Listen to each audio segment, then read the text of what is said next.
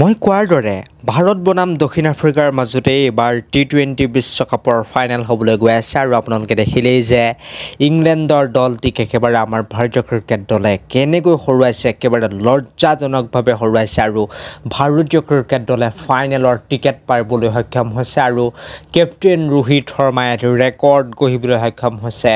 তাৰ লগতে কি সুন্দৰ প্ৰদৰ্শন, কি অদ্ভুত বেটিং বুলি ক'ব লাগিব ভাৰতীয় ক্ৰিকেট দলৰ প্ৰত্যেকগৰাকী খেলুৱৈৰ ফালৰ পৰা। গতিকে আজিৰ ভিডিঅ'টো প্ৰথমতে এটা লাইক হ'ব লাগে ভাৰতীয় ক্ৰিকেট দলৰ বাবে, কাৰণ তেওঁলোকে গৈ কোনো ধৰণৰ মেচ নহৰাকৈ বিশ্বকাপৰ ফাইনেলত প্ৰৱেশ কৰিবলৈ সক্ষম হৈছে। গতিকে ভিডিঅ'টো এটা লাইক, লগতে চেনেলটো এনেকুৱা ধৰণৰ সুন্দৰ সুন্দৰ খবৰৰ বাবে এতিয়াই ছাবস্ক্ৰাইব কৰি ল'ব বুলি মই আশাবাদী। তাৰ লগতে এতিয়া আহিছোঁ মই আজি ভিডিঅ'টোৰ মূল বিষয়টোলৈ, বা খেলখনত কি হৈছিল সেই বিষয়ে অকণমানকৈ ক'বলৈ। তাৰ পাছত ৰোহিত শৰ্মাই কি ৰেকৰ্ড গঢ়িছে সেইটো আপোনালোকক মই জনাই যাম।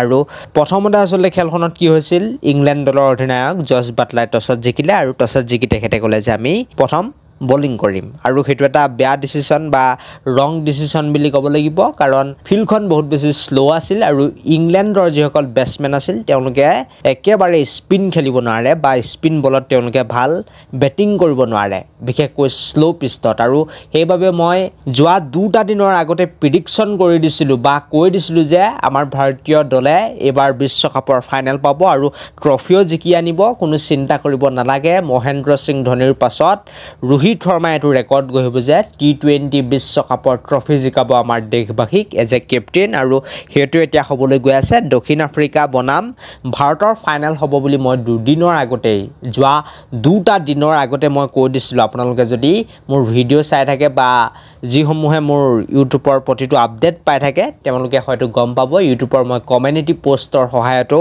জনাই দিছিলোঁ যে এইবাৰ কাপ আমাৰ ভাৰতৰ হয়। বৰ্তমান সময়ত আমাৰ ভাৰতীয় দল একেবাৰে এটা বেলেগ মুডত আছে। এই দলটিক হৰুৱাব পৰাকৈ এতিয়া কোনো এটা বিশ্ব ক্ৰিকেটৰ শক্তিশালী দলৰে তাগত নাই বুলি ক'ব লাগিব। এইটো এটা বেলেগ দল, এইটো এটা নতুন ৰূপৰ দল, এইটো হৈছে কেপ্টেইন ৰোহিত শৰ্মাৰ দল, আৰু এই দলটিক ৰখোৱাটো এতিয়া একেবাৰে কঠিন বুলি ক'ব লাগিব।